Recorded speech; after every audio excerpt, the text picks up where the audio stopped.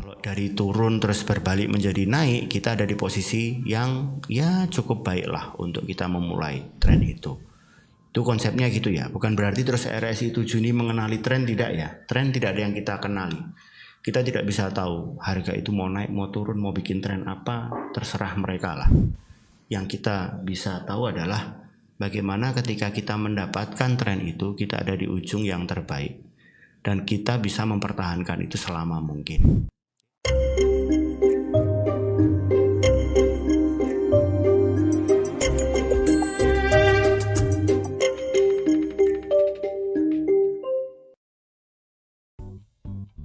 Bilang ya udahlah kita mulai sekarang buat yang memandu teman-teman untuk masuk ke trading ya, masuk ke trading dengan RSI 7 only.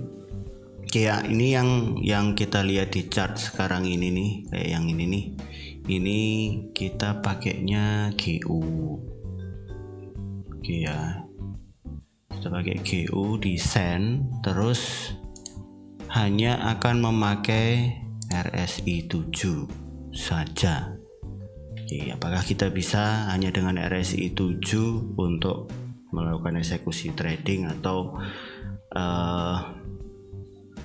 masuk di pasar untuk kita bisa mendapatkan tren? Kalau kayak yang kemarin dibahas di VIP ya, di VIP Matahari itu adalah sebenarnya RSI 7 ini punya fungsi utama adalah untuk kita bisa dapat root atau ujung atau akar lah, pucuk atau akar paling bawah untuk kita masuk ke trading yang tren awal gitu. Nah jadi kalau kayak tren awal ini kayak misalkan gini nih, ini time frame daily ya. Nah di time frame daily ini kalau kita ngelihat ini ada tren yang ini turun nih, turun terus kemudian berbalik ini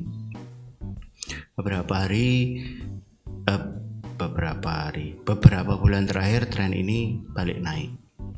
Nah bisakah kita mendapatkan di ujung-ujung sini sebenarnya? Nah ini RSI 7 cukup mampu mendeteksi itu. Nah tinggal teman-teman bisa nggak atau mampu nggak masuk di situ kemudian kita mempertahankan posisi itu. Mempertahankan itu begini, tidak terlalu cepat untuk menutup pada saat kita memang berada di dalam tren.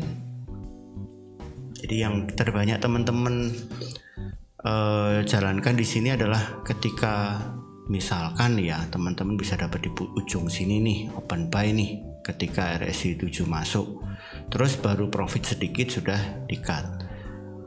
Nah meskipun itu ya kembali lagi monggo terserah, kalau itu memang ternyata sudah cukup nggak ada masalah, tetapi yang utama adalah alasan kita menutup apa. Kalau alasan kita menutup karena memang sudah sesuai target, it's okay. Tapi setelah itu terus mau ngapain teman-teman? Ini misalkan kayak gini nih, ya. Nah, ini di sini kan teman-teman nih ketika RSI 7 masuk seperti yang kita sudah bahas. Ini kan teman-teman open buy, kemudian ini harga naik di sini nih. Tuh, terus teman-teman cut. Selesailah di sini mungkin. Ini take profit, di sini kita TP. Terus setelah itu kita mau ngapain? Apakah tidak trading lagi atau kita mau trading lagi terus bingung mau masuknya kapan?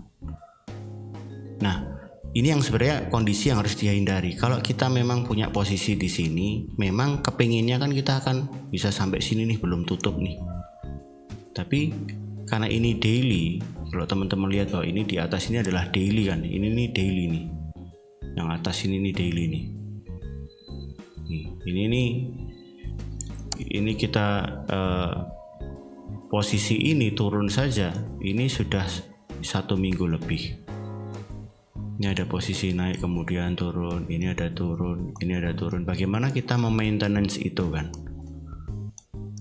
Apakah kita kalau turun ikut sell atau kemudian buy kita cut, kemudian kita ikut sell terus ambil lagi buy di sini gitu kan? Nah ini yang sama-sama ayo kita kita pelajari sebenarnya pakai RSI 7 bisa nggak sih? Sangat memungkinkan ya, sangat memungkinkan dengan kondisi adalah bahwa kita hanya open kadang merah. Nah itu Mas, kadang merah wis bingung. Oke. Oke, terima kasih Mas Dadi sudah hadir. Ini kalau wis merah sudah bingung. Nah makanya gini, kita akan mencoba untuk mencari posisi di mana yang teman-teman ini tidak gampang untuk panik atau bingung. Nih kalau teman-teman misalkan masuk di sini nih buy, ya kan harga naik, benar. Terus take profit di sini, terus ada koreksi di sini. Nah teman-teman udah buy duluan, terus kena koreksi gini udah bingung. Ini cut loss apa enggak ya itu kan. Kalau kita bisa melihat masa depan aja kita nggak mungkin cut loss, teman kan nggak mungkin. Ini kan bukan sesuatu yang kita tahu kan. Tetapi kita akan bisa lebih preventif ketika kita hanya masuk di area-area ini. Nih, kita open posisi di area-area ini. Ini adalah area-area yang sebenarnya adalah area-area yang sudah masuk ke kondisi over ya. Kalau Mas Ardi di konten YouTube kita ini kan ada nih. Ini atas sini, di daerah atas sini nih lah. Nih atas sini nih, ini adalah buy only. Gitu kan. Sementara area bawah sini adalah sell only.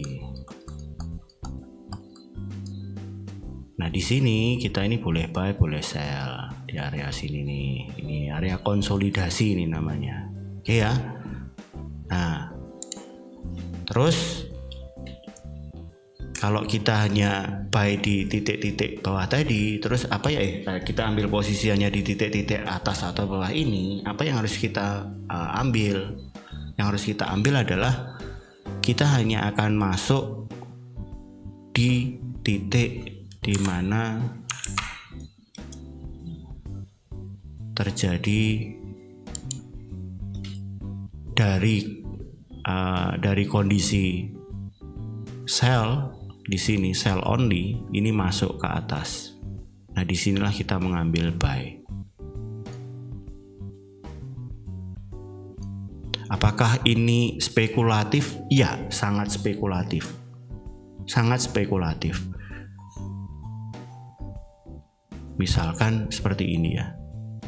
Ini nih, dia keluar, terus ini masuk, terus di sini kita ambil buy. Ini benar. Terus dia naik. Tapi kalau kebalikannya misalkan dalam kondisi-kondisi mana ya? Nah ini nih, kayak di sini nih. Ini masuk, ini kita buy, ya kan? Terus naik, turun, balik lagi keluar. Kondisinya kita pasti loss di sini nih. Kita open buy di sini, kita nunggu, akhirnya nutup di sini malah close. Ya, ini spekulatif ya. Ini aksi spekulatif, tapi spekulasi yang sangat-sangat terukur.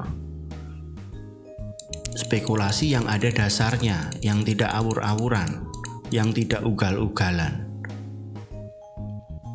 Nah, aksi spekulatif kita ini ada perhitungannya dan ada di mana kita akan cut loss, di mana kita akan harus mengakui bahwa kondisi ini tidak bisa kita teruskan dan kita harus sudah give up, cut loss. Nah misalkan dalam kondisi ini nih, kita open buy, terus kemudian dia naik, terus dia turun, keluar lagi kayak yang di sini nih. Kita open buy di sini begitu ini RSI 7 keluar kembali, ini buy yang ada di sini harus kita cut loss. Oke. Itu rule-nya. Sama halnya dengan sell. Pada saat kita ada posisi sell di sini, terus kemudian ini dia turun, dia nggak ada masalah. Tapi begitu menyentuh begini, ini sell kita yang ada di sini, ini harus sudah cut loss di sini. Apapun resikonya ya, apakah itu profit ataupun loss, itu kita harus cut. Itu disiplinnya. Jadi hanya menggunakan RSI 7 saja itu menurut saya itu sudah sangat-sangat cukup kalau teman-teman mau berdisiplin. Nah terus kalau kita seperti itu, pertanyaannya yang sekarang ini adalah, oh Mas Sugianto IPR hadir, selamat datang. Terima kasih. Iya, nah yang kita akan coba bahas ini adalah kondisi realnya. Ini kita pakai GU di daily. Dalam kondisi ini, di daily ini, sekarang ini kita hanya bisa buy only. Dia di atas 61,8. Nah, pertanyaannya teman-teman berani nggak buy di sini? Jangan-jangan ini sudah overbought, kemudian dia siap-siap turun, ada resisten dan support kuat di history sebelumnya, terus kemudian turun. Nah, kalau pun kita buy di sini, ini bukan kita mendapatkan pucuk, karena seharusnya kalau pucuk kita itu buy-nya di sini nih. Nih. RSI 7 masuk, disinilah kita buy. Dan sampai sekarang belum tutup. Nah di sini nih mungkin nih. Nah di sini nih kita buy nih. Atau mungkin di sesudahnya ini, hari sesudahnya. Ini kita buy. Dan sampai hari ini belum tutup. Karena buy kita belum selesai karena RSI 7 belum kembali keluar ke 38. Ini kondisinya. Nah, kalau kita terlambat begini, yang terjadi apa? Ya, idealnya bahwa kita tidak akan mengambil posisi apapun. Tapi bisa nggak kalau kita sembari menunggu? Sebenarnya kan idealnya menunggu nih. Kalau seandainya nanti si RSI ini kembali turun ke bawah di sini. Nah, waktu dia cross down, inilah kita sell. Kalau nanti dia balik lagi, ya sudah, kita cut loss lagi. Selama ini trennya masih naik terus, ya kita terlambat. Saat ini kita sudah posisi terlambat untuk daily-nya. Terus apakah kita bisa mengejar itu? Bisa. Caranya seperti apa? Caranya kita akan memulai dari time frame yang paling kecil, kemudian perlahan-lahan kita akan mencari pijakan untuk time frame yang lebih besar. Misalkan kita lihat nih,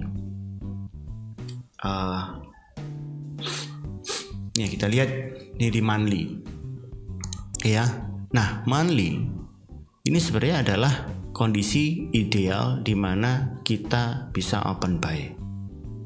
Bulan lalu open buy dan hari ini masih naik, dan ini pas ini dari cross di sini. Apakah ini tren? Bukan, ini adalah koreksi. Trennya ini yang ini nih. Ini trennya. Nah, kita mencoba dengan RSI 7 itu adalah masuk di pembalikan tren yang paling awal. Ini ya yang teman-teman harus tahu, bahwa RSI 7 kalau kita masuknya di 38,2 ini bukan berarti kita mengenali tren akan berbalik atau enggak. Tidak, tapi seandainya tren itu berbalik, kita ada di posisi paling baik. Kalau dari turun terus berbalik menjadi naik, kita ada di posisi yang ya cukup baik lah untuk kita memulai tren itu. Itu konsepnya gitu ya, bukan berarti terus RSI 7 ini mengenali tren, tidak ya. Tren tidak ada yang kita kenali. Kita tidak bisa tahu harga itu mau naik, mau turun, mau bikin tren apa, terserah mereka lah. Yang kita bisa tahu adalah bagaimana ketika kita mendapatkan tren itu, kita ada di ujung yang terbaik dan kita bisa mempertahankan itu selama mungkin. Ya. Nah, di monthly ini kita sudah baru mulai, bukan terlambat. Ini kalau teman-teman mau open buy di sini untuk GU, it's okay. Langsung open sekarang. Terus kapan? Sampai kapan? Ya sampai RSI 7 ini balik lagi ke bawah. Kalau kita beruntung, ini bisa sampai terus naik berbulan-bulan sampai 2 tahun baru turun lagi di sini. Kira-kira teman-teman sabar nggak? Kalau sabar ini sudah selesai YouTube-nya langsungan. Oh yaudahlah, kita ambil sekarang di sini, buy, wes close. Terus kapan nutupnya? Hanya jika di monthly RSI 7-nya keluar. Monthly loh ya. Ini sekarang kita ngobrol, besok kita ngobrol, besoknya lagi kita ngobrol, sampai sebulan ini nggak akan bergerak. Kecuali sangat ekstrim dia tiba-tiba turun banget terus keluar, ya sudah kelar posisi kita. Tapi kalau enggak ya kita tetap punya. Nah, hanya saja ketika kita ngomongin di monthly, kalau itu terjadi koreksi, terjadi sesuatu yang kemudian itu kita ambil, misalkan dari ujung sini nih, RSI 7 ini keluar ke sini, baru kita close, itu berapa yang kita alami kerugiannya. Kalau kita buy sekarang itu bisa ribuan pip atau puluhan ribu poin. Nah, kalau teman-teman memang sudah dari awal mindsetnya adalah mau swing trade atau position trade, it's okay, langsung gak apa-apa, hari ini kita open buy. Tapi kalau memang teman-teman ternyata masih baru belajar banget, terus kayak ini nih ya, account ini kan sen ya, ini 1000 sen itu cuma $10. Nah, kalau kita opennya itu 0,01, dia bisa menahan 100.000 poin atau 10.000 pip lah. Nah, ini kalau teman-teman mau masuk di monthly pakai 0,01 di sen masih make sense. Tapi kalau teman-teman memang ternyata aku pengen belajar dulu dan konsepnya belajar adalah masuk ke market sesering mungkin, ya ini bisa kita skip. Oke. Monthly kita bisa buy sekarang. Tapi ya nungguinya atau kita koreksinya atau evaluasinya adalah per bulan atau per 3 bulan. Kalau ini nggak betah teman-teman untuk di awal, oke, kita masuk ke weekly. Di weekly kita sudah terlambat banget. Harusnya kita open posisi di sini nih. Kalau kita ikutin weekly, paling tidak di sini nih. RSI 7 masuk, confirm, kemudian minggu berikutnya kita buy. Dan sampai sekarang belum tutup. Oke. Ternyata weekly kita terlambat. Bagaimana dengan daily? Daily ya sama. Tadi sudah kita bahas bahwa kita juga terlambat. Kalau kita mau dapat root dari RSI 7. Yang ada kita harus menunggu dia turun untuk kita sell. Tapi kalau terjadinya kayak gini nih, turun sell, kayak gini nih, sell, buy lagi. Ini nih kita sell, cut loss. Ini kita sell, nggak sampai ini belum. Ini juga belum. Nah, di sini nih kita sell dan cut loss. Ini sell, di sini cut loss lagi. Karena harusnya kita di sini buy, bukan sell. Kita cari rootnya. Nah, kalau ini kita sell terus ini turun, nah ini jadi root, ini jadi akar. Oke, karena di D1 kita juga sudah terlambat, kita cari H4. H4 sama juga. Meskipun kita terlambatnya tidak harian tapi jam. Nah, di sini nih sebenarnya kita bisa punya root bagus. Nah, ini. Kan dia dari tren yang turun begini. Nah, di sini dia mulai naik. Nah, disinilah kita open buy. Di sini kita pasti open buy, kemudian close lagi, open buy lagi, close lagi. Di sini open buy dan berhasil naik. Nah, di sini kita open sell, tapi buy-nya masih ada. Kemudian di sini sell-nya kita tutup, nerusin buy. Buy yang ada di sini. Nah, karena ini kita 4 jam sudah terlambat, oke, kita cari 1 jam. Geser lagi dong ininya. Tuh. 1 jam ya barusan. Beberapa jam yang lalu lah. Tapi itu kan Jumat ya. Ini Jumat terakhir ya, ini waktu non-farm payroll ini semalam. Jumat kemarin. Terus balik lagi. Di sini sebenarnya kita re-entry untuk tren H1 di sini kemarin. Habis non-farm payroll dia turun terus dia naik. Nah, di sini kita entry. Dan sekarang hari ini pagi ini kita terlambat. Mau entry buy terlambat. Nah, kita akan selalu cari yang di bawah. Opsinya boleh, ini kita teman-teman mau sell boleh, tapi nunggu ini turun ya.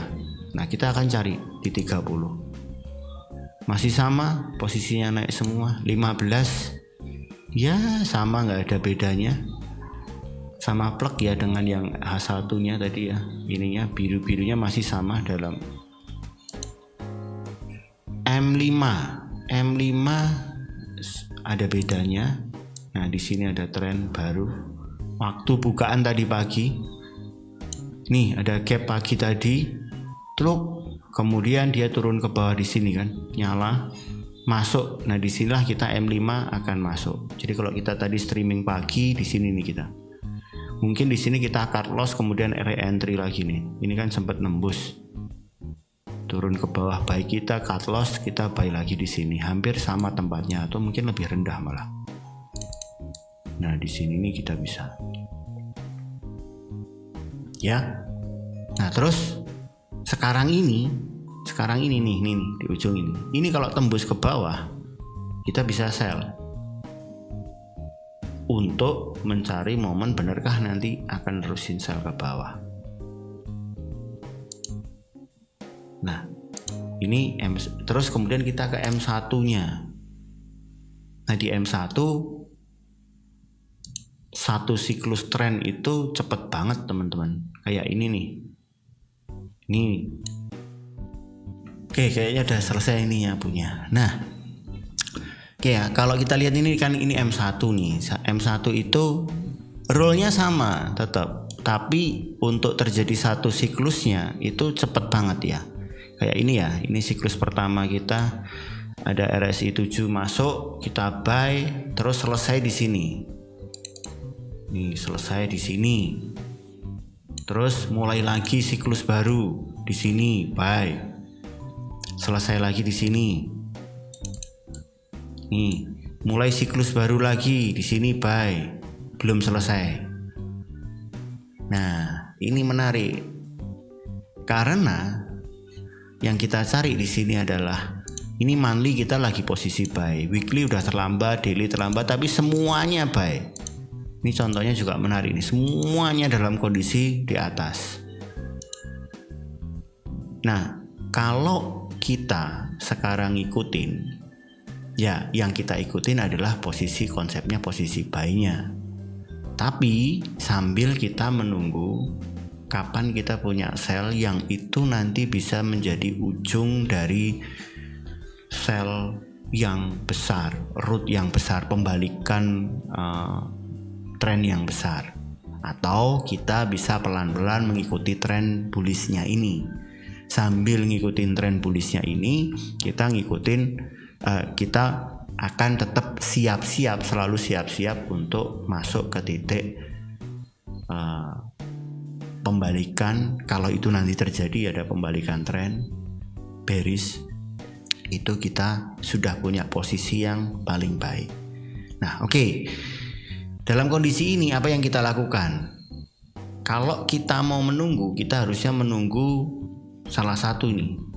Karena ini dalam kondisi tren, M5-nya ini dalam kondisi ya mau masuk ke bawah, tapi M15-nya masih sangat-sangat di atas, buy only, maka sebaiknya ini bisa nih kita nih, M5-nya kita bisa ikut sell. Tapi sebaiknya memang kita akan memulai dari tren untuk yang up-nya dulu. Karena kita ngelihat nih D1-nya begini, H4-nya begini, kalau kita cari posisi sell ya konyol juga kan. Tapi boleh nggak? Ya boleh. Siapa yang larang? Duit-duitmu dewe ya.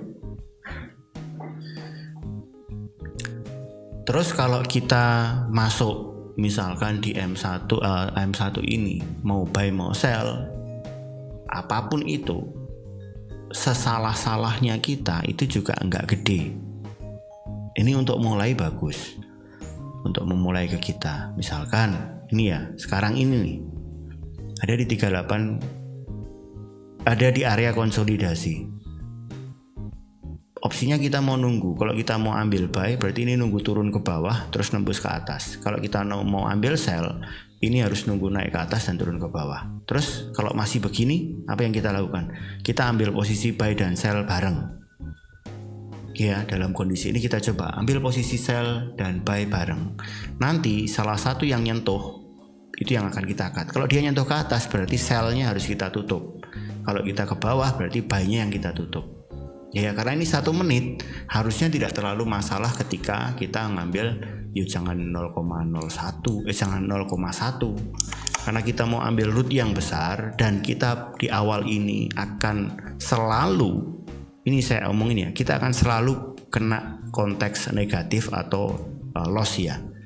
Kalau toh pun benar dan profit itu beruntung. Ingat ya, yang kita lakukan karena kita ambil dari posisi M1, ini yang kita lakukan pure spekulasi untuk mencari root di TF besar.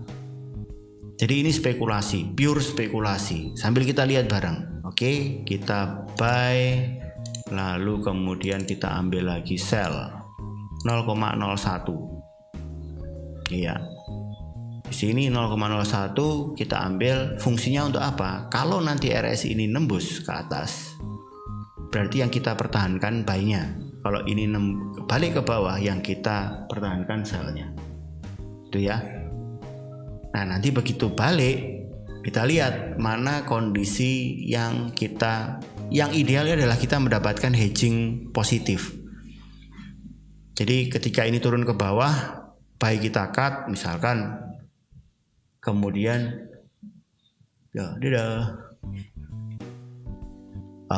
ini misalkan ya skenarionya adalah ketika ini turun ke bawah, maka buy kita cut, kita punya sell yang positif. Nah pada saat nanti dia balik begini, kita akan ambil posisi buy lagi dengan kondisi hedging yang positif.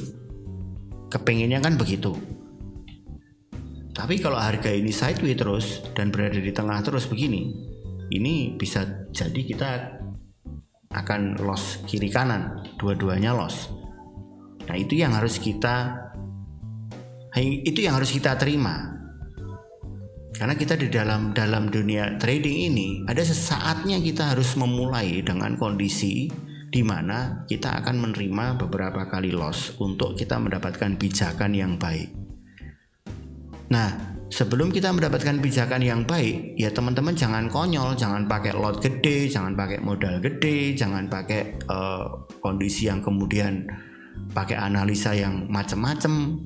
Udahlah kita pakai analisa RSI 7 ini aja, dan kita mulai dari benar-benar dari M1.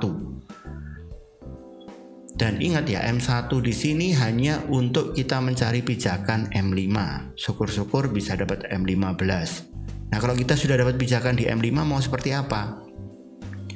Ya kita tinggalin, M1-nya kita tinggalin, kita nggak akan nengok-nengok lagi M1. Kita akan stay di M15. Nah, itu seperti apa? Ini sambil ngobrol, sambil kita melihat. Dan ini adalah cara yang paling basic banget ya. Kalau teman-teman nggak memahami ini, ya saya nggak ngerti ya. Maksudnya dulu teman-teman belajar tradingnya ke piye kan? Ini kan algoritma paling sederhana di mana kita mencari dari time frame paling kecil menuju ke time frame paling besar. Nah kalau teman-teman sabar ya nungguin pada saat dia terjadi ada kondisi ekstrim nih kayak begini nih, sudah kategorinya overbought, kita nunggu waktu masuk. Ini kan kondisinya kita sabar menunggu. Kalau nggak sabar ya kayak gini nih yang sekarang kita lakukan, ini kan kondisi di mana kita nggak sabar. Open buy dan open sell, apa yang terjadi nanti cari mengko kayak ngopo gitu kan. Nah kalau ini nanti turun, ya mau nggak mau loss kita untuk buy lebih besar daripada sell kita waktu yang kita dapat. Tapi ya seperti itu, tetap kita nggak bisa di awal itu akan langsung profit, kemudian semua melulu profit terus, nggak bisa ya. Tetap harus ada kondisi di mana kita mencari pijakan. Tapi kalau kita sudah dapat pijakan yang baik, stop. Kita hanya tinggal selalu berganti posisi, dapat trend buy atau dapat trend sell, udah kayak gitu terus. Itu paling nggak di H4, di D1. Ini kalau ditungguin 4 jam pasti kebagian profit yes. Kalau kita mau nungguin ini 4 jam, ini sekarang teman-teman ngikut gitu,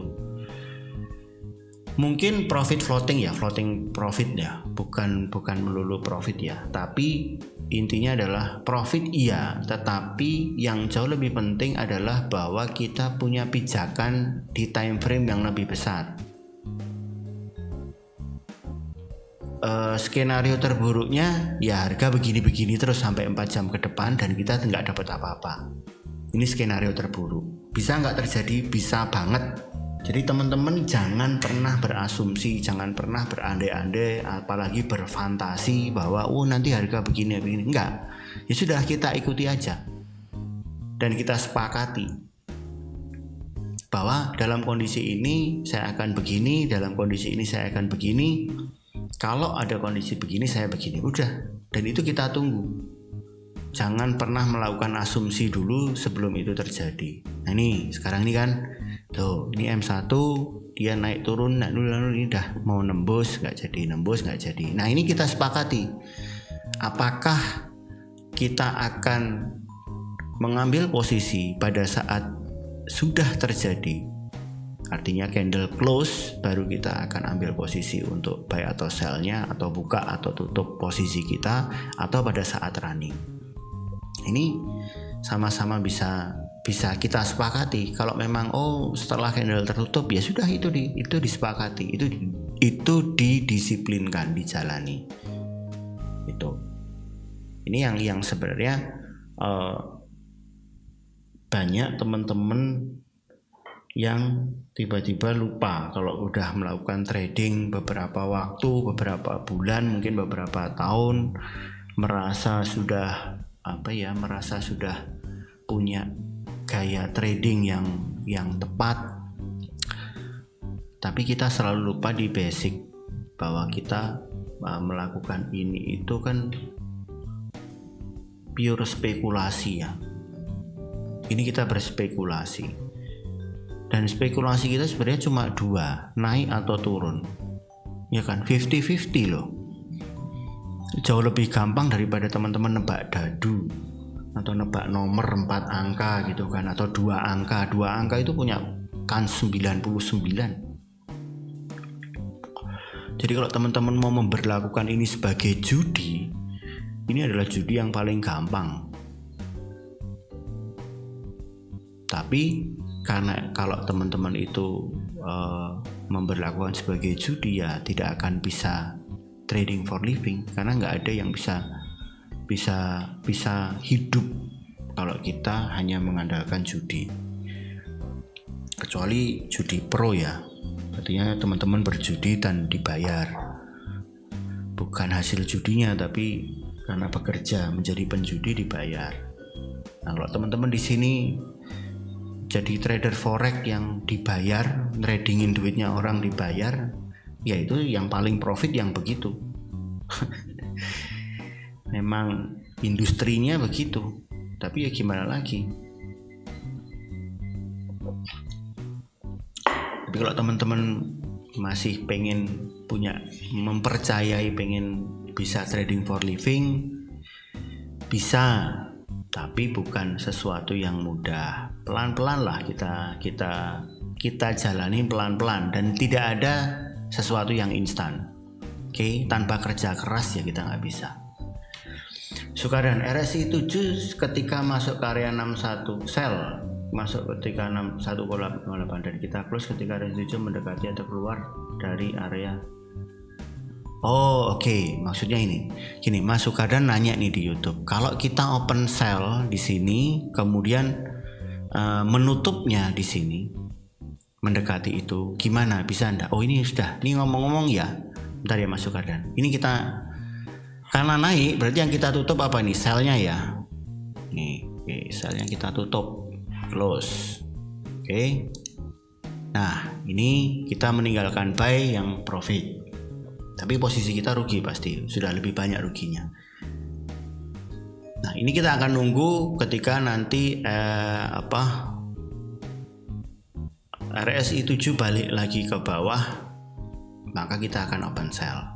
Ini di M1-nya. Sambil kita nunggu, sambil kita jawab di sini. Oke, RSI 7 sell ketika masuk ke area 61,8. Nih, dan di sini nih, ya begini nih. Cuk, terus kemudian kita close all ketika RSI 7 mendekati keluar dari area 38. Nah ini contohnya di sini. Ini masuk kemudian set, nah mendekati sini atau keluar begini kita langsung cut. Bisa tidak? Oh ya bisa. Ini yang kita penginkan, kan pengennya seperti itu. Ini ambil posisi buy di sini, nge-close di sini kan. Nah ini nih contohnya nih, bagus nih. Nih kita ambil posisi ini selesai, ada di bawah. Kemudian di bar selanjutnya begitu cross kita open buy di sini kan. Ini kita open buy di sini misalkan. Atau selesai sini atau dimanapun misalkan di sini ya. Nah terus kita akan close di area sini, mendekati atau cross sini kan. Nah di sini kita tutup. Nah begitu ditutup kita mau ngapain? Begitu di close, kalau itu cukup, itu nggak apa-apa teman-teman. Kalau seandainya ini adalah, ini berapa ini? Dapat 50 pip, 50 poin, 3 pip ya. Ya 50 poin, 50 poin, 5 pip. Nah, gini nih, problemnya adalah ketika ada kondisi seperti ini, kita open di sini, terus kemudian kita close. Setelah itu, Thomas, Pak itu nggak pakai RSI kipas ya, cuma RSI 7. Iya, ini tadi di grup kita akan mencoba dari sangat-sangat basic ya, hanya RSI 7. Hanya RSI 7, naked chart, RSI 7 only. Nah nanti setelah ini mungkin Mas Ardi pasti akan masuk ke RSI kipas. Cuma kalau kita langsung ke RSI kipas, kasihan yang baru benar-benar belajar. Ini kita coba dulu. Nah ini kita balik lagi ya menjawab ke Om Sukardan, bahwa kalau kita dalam kondisi kita open buy di sini, kemudian kita close di sini, kita tanya ke diri kita sendiri, kalau setelah ini, kalau setelah saya tutup itu saya cukup dan tidak akan melakukan trading kembali sampai ada terjadi sesuatu, misalkan balik lagi turun begini kita open sell, itu it's okay. Problem yang besar yang kedua para trader-trader ini adalah mereka ini gatel. Mereka open posisi, begitu profit ditutup terus bingung. Ini profit loh ya. Begitu profit kita bingung. Cut, selesai, terus saya mau ngopen lagi di mana? Kan gitu. Kita ini kan selalu bingung, mau loss mau profit, kita ini selalu bingung kapan kita open posisi. Nah, untuk menyelesaikan hal yang paling sepele adalah kita harus selalu punya paling tidak satu posisi. Udah. Sekarang ini sambil ngobrol kita punya satu posisi dong. Baik. Ya kan? Nanti begitu RSI ini 7 turun ke sini, kita open posisi sell. Ada hedging. Ya. Balik lagi ke atas, sellnya kita cut. Punya buy masih. Dan gitu. Terus begitu, tidak ada semua posisi tertutup. Setiap posisi selalu ada yang menggantikan. Sugianto IPR, untuk menghindari trader gatelan harus patuh pada SOP ya. Iya, dan paling tidak kenali dulu di mana gatelan kita. Gini, maksudnya misalkan, gatelanku itu adalah aku buka di banyak pair. Berarti kita bikin SOP yang seperti apa supaya dia kita sendiri terhindar dari itu, misalkan, ya kan? Nah ini yang harus kita sepakati bersama. Atau misalkan aku gatel ya mas, kalau habis buka terus nutup, pengen buka lagi. Nah hal yang semacam itu kita kenali dulu, karena kalau kita bikin SOP tanpa kita mengenali, itu kita juga nggak akan bisa menjalankan SOP. SOP itu kan sebenarnya kondisi kondisi yang kita buat sendiri, standar yang kita buat sendiri, karena kita percaya bahwa itu bisa membuat kita menjadi trader yang lebih baik. Intinya kan di situ. Proses ini adalah di mana kita bisa punya kondisi. Kalau seandainya saya punya kondisi ideal, saya menjalankan sesuatu yang saya rencanakan sendiri secara ideal, itu benar caranya kita lakukan itu. Teman-teman yakin bahwa itu bisa membawa hal baik. Sell, belum mas, ini selnya kan kita masih nunggu ini selesai. Karena ini 1 menit kita nunggu ini selesai, ya harus kita terima. Misalkan dalam kondisi ini kita hedging lagi negatif. Karena apa? Karena ini 1 menit. Jadi supaya teman-teman juga tahu bahwa kalau kita membuat sesuatu begini di 1 menit akan mudah terjadi. Nah ini kan kondisi begini, mau nggak mau ini kan kita sudah ini kita sell lagi, kondisinya negatif, sell kita, hedgingnya negatif, balik lagi ke 0 kayak yang tadi, ya kan? Ini belum ada kondisi ideal. Nah ini yang harus kita patuhi, mau nggak mau. Terus kalau ini akan rugi terus, iya. Kalau toh pun di sini nanti kita akan rugi, kita akan jalankan. Jadi supaya teman-teman juga nanti tahu bahwa kondisi paling idealnya seperti apa. Apakah kita mencari di M1 atau kita mencari di M5 untuk titik fondasi awalnya.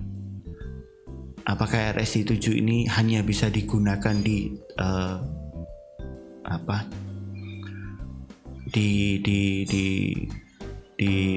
time frame besar? Ya nanti kita lihat bareng. Ini udah menarik lagi, ya kan? Kita masuk dalam kondisi gini. Dan nggak usah berasumsi, pokoknya begitu ada kejadian ya kita respon, ada kejadian kita respon. Ini kalau nanti naik lagi sell kita tutup lagi, berarti kita punya 2 kali posisi ketutup cut loss yang loss. Cut loss yang loss ya. Nah ini kenapa juga menjadi perhitungan ke teman-teman. Pada saat kita sedang mencari root, itu jangan menggunakan lot-lot yang teman-teman tidak bisa menahan. Jadi jangan menggunakan lot besar, karena ini kita sedang mencari pondasinya. Mencari pondasi itu bisa loss, dan pasti loss di awal, nggak mungkin tidak. Mas bisa nggak kalau OP-nya di M1 tapi untuk arahannya kita pakai M5, misal untuk arah pakai crossing RSI 14 dan RSI 30. Bisa, apapun bisa. Asalkan teman-teman memang benar-benar teman-teman bisa benar-benar memahami dulu dan mencoba. Jadi jangan berasumsi, karena ketika kita berasumsi atau pakai firasat begitu, kita nggak akan tahu. Ini kan kita nyoba, ini benar-benar kita coba RSI 7 only di M1 dan kita mengikuti rule-nya RSI 7. Kita mengikuti rule-nya tidak dari awal tapi dari tengah. Oke, yang harusnya kita hanya open buy dan open sell di saat RSI 7 masuk atau masuk dari atas ke bawah atau dari bawah ke atas, tapi tadi kita mulai dari tengah. Ini adalah kondisi paling tidak ideal. Mulai dari tengah. Tapi apakah mulai dari tengah itu kita tetap bisa untuk mendapatkan pijakan? Bisa. Nah ini kan lihat, ini sudah balik lagi ya. Mau nggak mau sell kita tutup ya. Sell tutup. Ya kita 2 kali loss untuk sell. Ya, kalau nanti ini balik lagi, kita harus open sell lagi, ya open sell lagi, terus balik lagi ke atas, kita cut lagi, ya cut lagi. Memang dalam kondisi kita mencari pijakan, kita paham betul bahwa M1 ini bukan apa-apa dibandingkan time frame yang realnya, ya kan? Karena M1 ya udah dia gerak-gerak aja, gerak yang notabene ya begitu sifatnya M1. Ini sambil kita lihat tuh, kalau nanti dia break di new high gitu kan, potensi dia untuk naik kan makin besar.